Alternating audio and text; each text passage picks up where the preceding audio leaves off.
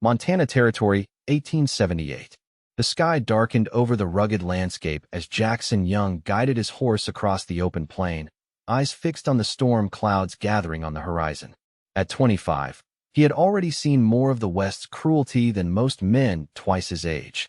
The lingering memories of Blackfoot raids and claim jumpers had taught him one immutable truth. Survival on the frontier meant keeping to yourself. "Nothing out here but trouble when you let others close," he muttered, adjusting his hat against the rising wind. His lean frame tensed as thunder rolled in the distance. 5 years working cattle had hardened his muscles and weathered his skin, though his face remained youthful beneath a light stubble. His green eyes carried the wariness of a man who'd learned to trust the predictability of nature over the chaos of human connection. Jackson had left his position with the cattle outfit near Helena 3 days ago, riding south toward new opportunities. The ranch had offered stability, but also the constant pressure of men wanting to share stories, form friendships, invite him to town dances. Things he couldn't afford if he wanted to stay vigilant, stay alive. He glanced at the rolling hills ahead, calculating the distance to the next settlement. His canteen was running low, and the brewing storm meant he needed shelter soon. The memory of his family's homestead burning 6 years ago flashed through his mind. His parents' bodies amid the smoldering ruins. The neighbor who had betrayed their location to raiders for a mere $50. "Best keep moving," he told his horse, a dappled gray gelding that had been his only consistent companion. "No point dwelling on things that can't be changed." But something in his chest ached in a way he refused to acknowledge. The endless expanse of Montana sky reminded him of how small he was, how alone. Sometimes in the quiet of night camps, he would stare at distant ranch lights and wonder what it might be like to have somewhere to belong. The first fat raindrops began to fall as Jackson spotted a small farmhouse nestled against a stand of cottonwoods. Smoke curled from the chimney, promising warmth he desperately needed. Every instinct told him to avoid it. Strangers meant danger, but the rapidly deteriorating weather left him little choice. As he approached, a young woman emerged from the barn, struggling with an armful of firewood. The wind whipped her blue calico dress around her legs as she fought to keep her balance. At precisely that moment, the sky opened up completely, and the woman nearly lost her footing on the suddenly slick ground. Without thinking, Jackson spurred his horse forward, reaching her side just as the wood tumbled from her arms. He dismounted in one fluid motion. "Allow me, miss," he said, gathering the scattered logs. Their eyes met, and something shifted in the atmosphere that had nothing to do with the gathering storm. She was beautiful in a way that made his chest constrict, 20 years old at most, with honey blonde hair escaping from beneath a simple bonnet and bright blue eyes that widened at the sight of him. Her cheeks flushed pink from exertion or surprise. He couldn't tell which. "Thank you," she said breathlessly. "I didn't realize anyone was approaching. I'm Abigail Fletcher." "Jackson Young," he replied with a stiff nod, suddenly aware of his trail-worn appearance. "Just passing through. Hoping to wait out this storm, if you don't mind." A crack of thunder punctuated his words, making Abigail jump slightly. "Of course. Please, come inside. My father's gone to town for supplies and won't return until tomorrow. I'd welcome the company." Warning bells rang in Jackson's mind. A young woman alone, inviting a stranger into her home. It was exactly the kind of situation that led to trouble in the territories. Yet the genuine relief in her eyes suggested she felt safer with him present than alone during the storm. "Much obliged," he said, leading his horse toward the barn. "I'll see to my mount first." As they hurried toward the house moments later, the rain coming down in sheets, Jackson caught Abigail studying him with curious eyes. "You don't look like the usual drifters who come through these parts," she observed. "Too young to be so serious." Jackson held the door for her. "Age has little to do with it. The frontier teaches its lessons to anyone who'll listen." "And what lessons has it taught you, Mr. Young?" she asked, stepping inside. The warmth of the small cabin enveloped them immediately, along with the smell of fresh bread and simmering stew. Jackson removed his hat, suddenly uncomfortable under her direct gaze. "That it's safer to rely on yourself than to expect help from others," he answered honestly. Something in Abigail's expression softened. "That sounds like a lonely way to live." Before he could respond, a tremendous crack of lightning struck nearby, making the windows rattle.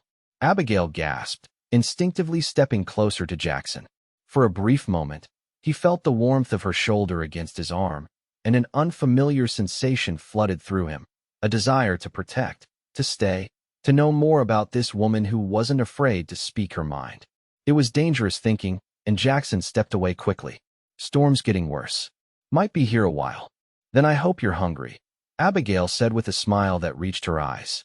I've plenty of stew, and it seems we have plenty of time. As the day darkened into evening and the storm raged outside, Jackson found himself doing something he hadn't done in years, talking about the Montana landscapes he'd crossed, the cattle he'd driven, the small observations about wildlife and weather that filled his solitary days. What he didn't share were the losses, the fears, the conviction that attachment only created vulnerabilities. Abigail listened intently, occasionally asking questions that revealed her own intelligence and curiosity. She had been running the homestead with her father since her mother's death 3 years prior, she explained. They had moved west from Pennsylvania, seeking a fresh start. Do you ever regret coming to the territories? Jackson asked as they sat by the fire, their bowls empty, the storm still howling outside. Sometimes, she admitted. It's harsh in ways I never imagined. But there's something honest about this land. It doesn't pretend to be gentle. It shows you exactly what it is, beautiful and dangerous all at once. Jackson found himself staring at her profile, illuminated by firelight. Like most things worth knowing. Abigail turned to him with a slight smile. Is that why you keep to yourself, Mr. Young? Because connection is dangerous? The directness of her question startled him. I keep to myself because I've seen what happens when you don't. And what's that? You lose everything you care about. The words escaped before he could stop them. Abigail's hand moved closer to his on the rough-hewn table, not quite touching. Or perhaps you find things worth the risk. Outside, lightning cracked again, illuminating the room in stark white light before plunging it back into the warm glow of lanterns and firelight. In that brief flash, Jackson saw something in Abigail's eyes that made his carefully constructed barriers tremble. The next morning dawned clear and brilliant after the storm. Jackson knew he should leave, continuing his journey toward nowhere in particular, maintaining the solitude that had kept him alive. Instead, he found himself helping Abigail repair minor damage to the barn roof and fences. My father will be grateful, she said, handing him nails as he secured a loose board. These tasks are difficult for him since his accident. Accident? Jackson asked, pausing in his work. A mining injury before we came west. His leg never healed properly. She glanced toward the road. He's a proud man, though. Doesn't like to admit when he needs help. Jackson hammered the nail with perhaps more force than necessary. Most men out here are the same. Are you? Her question hung in the air between them. Before he could answer, the sound of approaching horses drew their attention. 3 riders appeared on the road, moving with purpose toward the homestead. Jackson instinctively shifted, positioning himself between Abigail and the approaching men. You expecting visitors? He asked quietly. Abigail's face had gone pale. No, those are the Harmon brothers. They've been trying to pressure local homesteaders into selling. Their cattle operation wants this valley. The men reined in their horses at the edge of the property. The leader, a broad-shouldered man with a thick mustache and cold eyes, surveyed the scene before dismounting. Miss Fletcher, he called out. Expected to find your father here today. Got an offer for him to consider. My father's position hasn't changed, Mr. Harmon, Abigail replied, her voice steady despite the tension evident in her posture. The man's gaze shifted to Jackson, assessing. Don't believe we've met. You new to these parts? Just passing through, Jackson answered, keeping his tone neutral while noting the positions of all 3 men and the way their coats hung over what were almost certainly holstered weapons. Generous of you to help with repairs, Harmon said, his smile not reaching his eyes. Shame about that storm damage. Lots of homesteads suffered. Makes a body wonder if it's worth the effort when good money's being offered to move on. The threat was thinly veiled, and Jackson felt a familiar coldness settle in his chest, the clarity that came with danger. Some things are worth the effort, he replied evenly. Good day, gentlemen. The standoff lasted several seconds before Harmon shrugged. We'll return when Fletcher's back. Might be more reasonable than his daughter. With that, they mounted and rode away, though the youngest brother cast a lingering look over his shoulder that made Jackson's hand drift toward his own sidearm. Once they were out of sight, Abigail released a shaky breath. Thank you. They've never been quite so bold before. How long has this been going on? 6 months now. First it was offers, then suggestions, now. She gestured to the receding riders. Father's determined to hold on, but I worry about him. About us. Jackson stared at the horizon where the men had disappeared, feeling something shift inside him. The instinct to move on, to avoid entanglement, warred with a new impulse. To stay, to help, to protect. Your father returns today? He asked. Abigail nodded. By nightfall, most likely. Then I'll stay until he arrives. The smile that illuminated her face stirred something he'd thought long buried. I'd appreciate that, Mr. Young. Jackson, he corrected. If I'm staying for supper, you might as well use my name.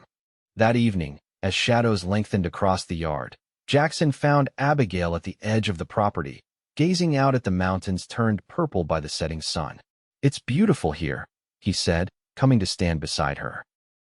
It is, she agreed. Worth fighting for. Jackson studied her profile, struck by the determination in her delicate features. Your father taught you that? My mother, actually. She was the one who wanted to come west. Said there were too many expectations back east about what a woman should be. Abigail smiled at the memory. She used to say that out here, you could build whatever life you had the courage to imagine. She sounds remarkable. She was. Abigail turned to face him fully. What about your family, Jackson? Do you ever write to them? The question pierced through him. They're gone. Right on our homestead when I was 19. Abigail's hand touched his arm lightly. I'm sorry. Is that when you started traveling alone? Yes. The single word contained volumes, grief, guilt, the hard-learned lesson that attachment meant vulnerability. And you've been running ever since, she said softly, not as an accusation, but as a revelation. Not running, he corrected. Surviving. Her blue eyes studied him with unexpected insight. Is there a difference? Before he could answer, the sound of an approaching wagon interrupted them. Abigail's face brightened. That must be Father. They walked together to meet the wagon as it rolled into the yard. Harold Fletcher was a sturdy man in his 50s, his weathered face breaking into a smile at the sight of his daughter. When his gaze fell on Jackson, however, wariness replaced warmth. Father, this is Jackson Young, Abigail explained quickly. He took shelter here during yesterday's storm and has been helping with repairs. The Harmons came by today. Fletcher's expression darkened as he climbed down from the wagon, his movement stiff from what was clearly an old injury to his right leg. Did they now? And what did those vultures want this time? The same as always, Abigail replied. Mr. Young was kind enough to be here when they arrived. Fletcher gave Jackson an appraising look before extending his hand. Then I owe you my thanks. Those men have been a plague since they set their sights on this valley. Jackson shook the offered hand. No thanks needed, sir. Miss Fletcher has been most hospitable.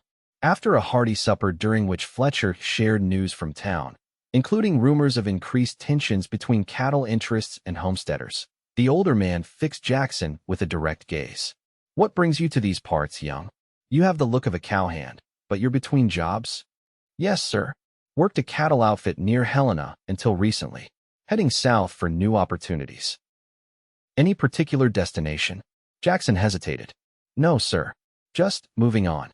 Fletcher nodded slowly, as if confirming something to himself.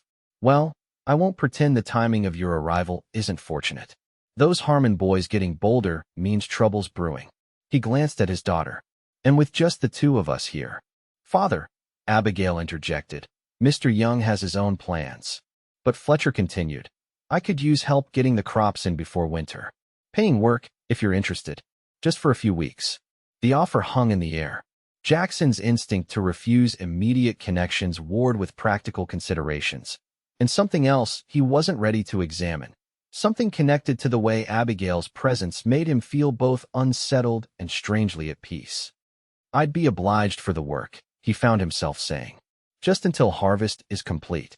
That night, lying on a bedroll in the Fletcher's barn, Jackson stared at the rafters and wondered what had possessed him to accept the offer.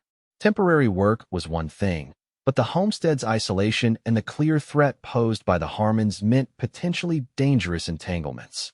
Yet when he closed his eyes, he saw Abigail's face in the firelight, heard her question, is there a difference between running and surviving? The answer that had formed in his mind, but remained unspoken, troubled him into restless sleep. Days stretched into weeks as October arrived, painting the surrounding hills with gold and crimson. Jackson found himself settling into the rhythm of homestead life with unsettling ease. The physical labor of bringing in the harvest was familiar enough, but the shared meals, the evening conversations by the fire, the casual touches as tools were passed, these created a warmth he had forgotten could exist. Harold Fletcher proved to be a fair employer and a fountain of local knowledge, teaching Jackson about the particular challenges of Montana farming. But it was Abigail who posed the greatest challenge to Jackson's carefully maintained distance. Her quiet strength, her quick mind, her genuine interest in his opinions, all chipped away at barriers he had believed necessary for survival. One crisp afternoon as they worked side by side in the apple orchard, Abigail broke their comfortable silence. "You're different than when you arrived," she observed, placing a perfectly ripe apple in her basket. Jackson reached for a high branch. "How so?" "You smile sometimes now." "Not often, but when you do." She paused, seeming to search for the right words. "It changes your whole face. Makes you look your age." He handed her another apple, their fingers brushing. "And what age is that?" "Young," she said simply. "Not weighed down by things you won't talk about." The accuracy of her perception unsettled him. "Some weights can't be put down, Abigail." She stepped closer, close enough that he could see gold flecks in her blue eyes. "Can't. Or won't." Before he could answer, shouting from the direction of the house drew their attention. They hurried through the orchard to find Harold Fletcher facing off with all three Harmon brothers in the yard. This time, the men had not bothered to conceal their weapons. "This is your final chance, Fletcher," the eldest Harmon was saying. "Take our offer and clear out by the end of the month, or we can't be responsible for what happens." Fletcher stood his ground, though Jackson could see the strain in how he leaned on his walking stick. "This land is rightfully mine, filed and approved. You have no claim here." "Claims can be challenged," the middle brother said with a cruel smile. "Accidents happen, especially to stubborn old men with pretty daughters." Jackson felt Abigail tense beside him. Without hesitation, he moved forward to stand beside Fletcher, his hand resting casually near his holster. "Gentlemen," he said evenly, "I believe Mr. Fletcher has made his position clear." The eldest Harmon's eyes narrowed. "You're still here, Drifter? Thought you'd have moved on by now." "Plans change," Jackson replied. His years of solitary vigilance had honed an awareness of danger, and everything about this confrontation raised warnings. Three armed men, increasingly desperate, with too much at stake to back down easily. "Last warning," Harmon said, addressing Fletcher but keeping his eyes on Jackson. "Sell or suffer the consequences." With that, the brothers mounted and rode away. When they were gone, Fletcher sagged slightly, his face gray with tension. "They mean it this time," he said quietly. "All the talk in town is how the Harmons aim to control this entire valley by spring." "We won't be intimidated," Abigail insisted, though her voice trembled slightly. "This is our home." Fletcher patted his daughter's hand. "Yes, it is. But they're dangerous men with hired guns and money to back their threats." He looked at Jackson. "I'm afraid I've dragged you into local troubles you didn't bargain for." Jackson should have agreed. Should have collected his pay and ridden out that evening, returning to the relative safety of anonymity. Instead, he found himself saying, "I've dealt with their kind before. I'll stay on a while longer, if you'll have me." The gratitude in Abigail's eyes stirred something that terrified and exhilarated him in equal measure. That night, unable to sleep, Jackson stepped outside the barn to find Abigail sitting on the porch, a shawl wrapped around her shoulders against the autumn chill. "You should be resting," he said, approaching slowly. She looked up with a sad smile. "So should you." He settled beside her on the porch step, close enough to feel the warmth of her presence. "Your father's right to be concerned. The Harmons won't stop." "I know," she said softly. "But this land is everything to him, to us. After Mother died." She trailed off, gathering her thoughts. This was her dream too. Walking away would feel like losing her again. Jackson understood loss all too well. Sometimes holding on costs more than letting go. Abigail turned to face him, moonlight silvering her features. "Is that what you did? Let go of everything to survive?" The question cut straight to his core. "Yes," he admitted. "After the raid, I swore never to put down roots again. Nothing to lose means nothing to fear." "And has it worked?" she asked. "Are you free from fear?" Jackson looked at her. Really looked. and felt the walls he'd built around his heart tremble. I thought I was, he said honestly. Until I met you. Her hand found his in the darkness, warm and certain.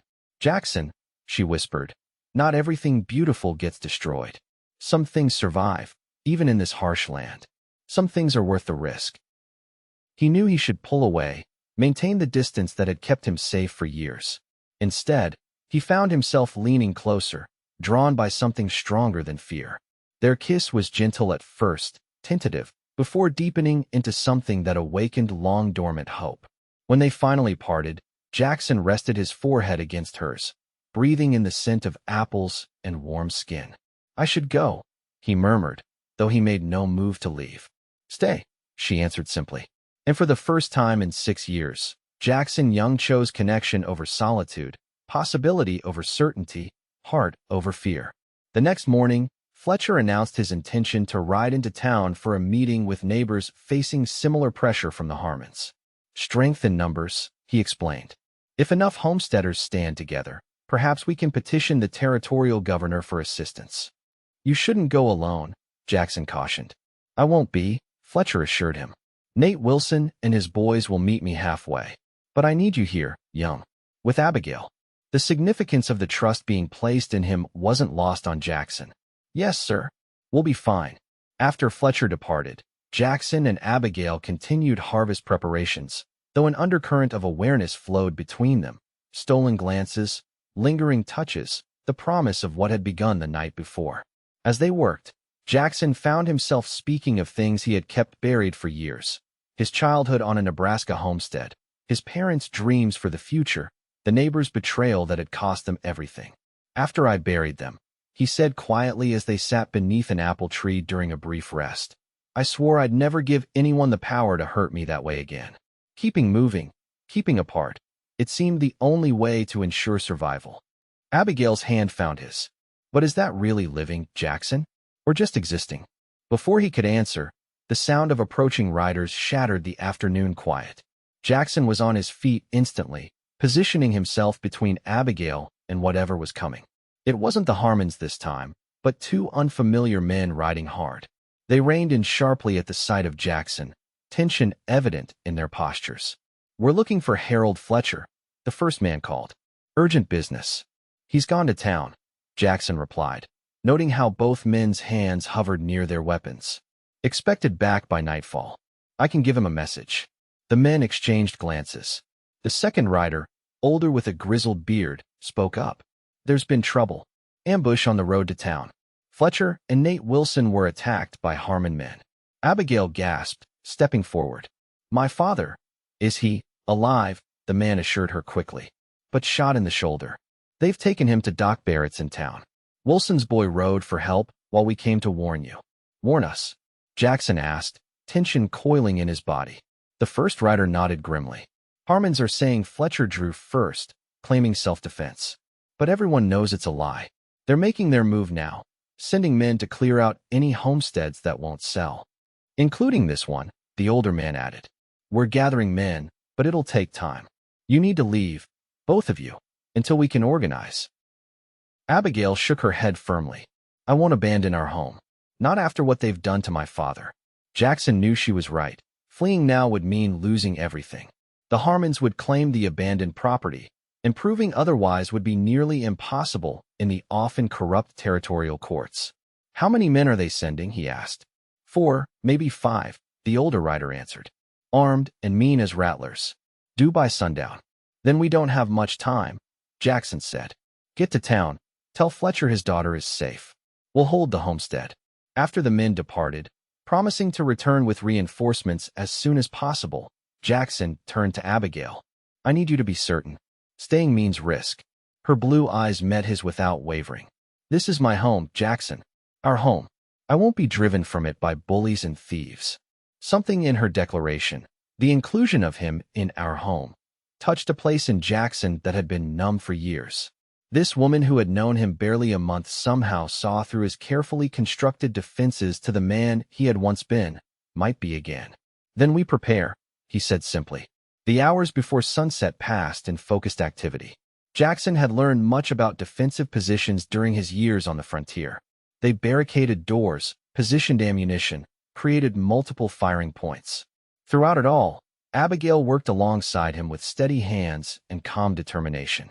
As the sun began to sink toward the mountains, painting the sky in brilliant orange and crimson, Jackson checked his revolver one final time. Abigail stood nearby, her father's shotgun held competently in her hands. "You should take position upstairs," he told her. "Better angle and safer." "I'll be where I'm needed," she replied firmly. Jackson recognized the futility of arguing. Instead, he crossed to her, taking her face gently between his calloused hands. "Abigail," he said softly. "If anything happens," she pressed her fingers against his lips. "Nothing will happen. We'll protect our home, and then you'll stop running. Because that's what you've been doing all these years, Jackson Young. Running from the possibility of loss rather than embracing the certainty of love." The clarity of her insight stunned him. Before he could respond, the sound of approaching horses broke the evening stillness. "They're here," he said, moving to the window. 5 riders, heavily armed. Abigail took position at the second window, her face set with determination. "Ready." The riders spread out as they approached the house, their intentions clear. The lead man, whom Jackson recognized as the youngest Harmon brother, called out, "We know you're in there, Fletcher girl. Your pa's been dealt with, and now it's your turn. Come out peaceful-like, and we won't burn the place down around you." Jackson stepped into the doorway, keeping himself partially sheltered by the frame, his revolver visible. "The lady isn't interested in your offer," he called back. "Neither is her father. This land is legally filed and homesteaded. You have no claim here." The Harmon brothers spat on the ground. "Well, if it ain't the drifter, playing hero. 5 against 1, mister. Those ain't odds I'd bet on." "Then you count poorly," Jackson replied calmly. "And I'm no drifter. Not anymore." The declaration surprised even him, but as the words left his mouth, he recognized their truth. In just weeks, this place, this woman, had become more home to him than anywhere in the 6 years since his family's death. "Last chance," Harmon called. "Clear out, or we start shooting, and we won't be particular about who gets hit." Jackson exchanged a glance with Abigail, who nodded slightly. They had discussed their plan: hold out until help could arrive from town, which meant keeping the attackers at bay without a direct confrontation if possible. "Not happening," Jackson shouted back. "Might remind you that attacking a legal homestead is a hanging offense in the territories. Your family name won't protect you from that." His words gave the men pause, exactly as he'd hoped. Even in the lawless frontier, murder carried consequences that lesser crimes did not. The hesitation lasted only moments before Harmon barked an order and the men began to advance. The next minutes passed in a blur of gunfire and shouted threats. Jackson and Abigail held their positions, firing only when necessary, aiming to wound rather than kill when possible. Their defensive preparations proved effective. The attackers found no easy approach to the house without exposing themselves to fire from multiple angles. But as dusk deepened toward night, Jackson realized their ammunition wouldn't last indefinitely. The Harmon's men had taken cover in the barn and outbuildings, settling in for a siege. "They're trying to wait us out," he told Abigail during a lull in the shooting, "or until dark enough to rush the house." Her face was smudged with gunpowder, but her eyes remained determined. "Then we need to change their minds before that happens." A shot splintered the window frame above them, sending wooden fragments flying. Jackson pulled Abigail down, shielding her with his body. As they crouched together on the floor, their faces inches apart, he was struck by the absence of fear in her expression. "You're not afraid," he observed. She touched his cheek gently. "Not of them. Only of losing what we've found." In that moment, with bullets flying and danger pressing in from all sides, Jackson Young made a decision that changed the course of his life. The walls he had built around his heart, walls he had believed necessary for survival, crumbled completely. "I love you," he said, the words foreign yet perfect on his tongue. "I've been running for so long. I forgot what it meant to stand and fight for something that matters." Abigail's smile illuminated the darkening room. "Then let's remind them what it means to threaten what's ours." With renewed purpose, they adjusted their strategy. Rather than merely defending, they began to actively target the attackers' positions, forcing them to continually relocate. Jackson's years of frontier survival had honed his aim to deadly precision. and Abigail proved remarkably steady with her father's shotgun. As full darkness fell, Jackson spotted movement at the edge of the property, riders approaching fast from the direction of town. For one tense moment, he feared reinforcements for the attackers. Then he recognized Harold Fletcher's distinctive figure despite his bandaged shoulder, alongside at least a dozen armed men. Helps arrived, he told Abigail with grim satisfaction. The Harmon men, suddenly outnumbered and outflanked, broke from their positions and fled into the night. Several shots pursued them, but in the darkness, it was impossible to tell if any found their mark. Minutes later, Harold Fletcher burst through the door, his face pale with pain and worry. "Abigail, are you hurt?" She flew into her father's arms. "We're fine." They never breached the house. Fletcher's gaze found Jackson over his daughter's shoulder. "You kept your word," he said simply. "Kept her safe." "We kept each other safe," Jackson corrected, his eyes meeting Abigail's. "And the homestead." As the neighbors secured the property and shared news from town, the territorial marshal had been summoned. Witnesses had come forward about the ambush. Jackson found a moment alone with Abigail on the porch.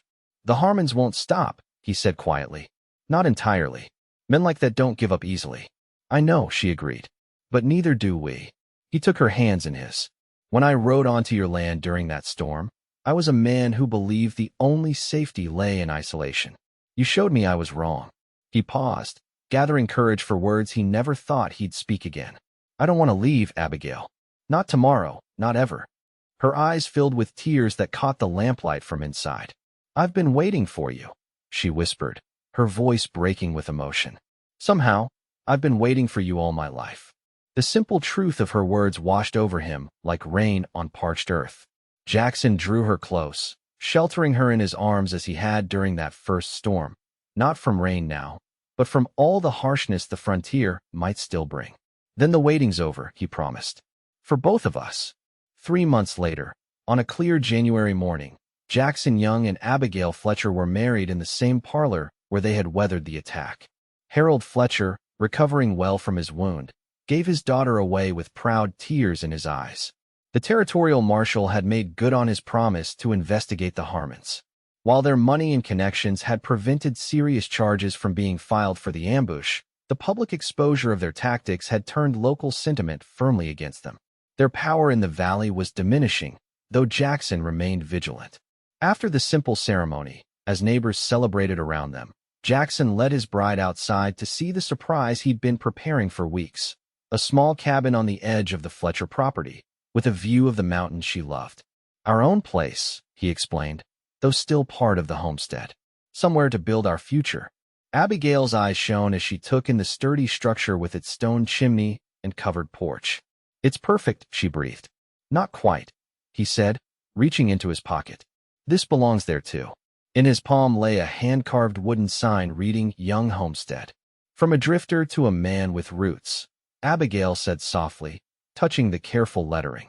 "You've come a long way, Jackson Young." He looked at the woman who had transformed his understanding of strength and survival, who had shown him that true courage lay not in isolation but in connection. "We both have," he replied, "and we've only just begun."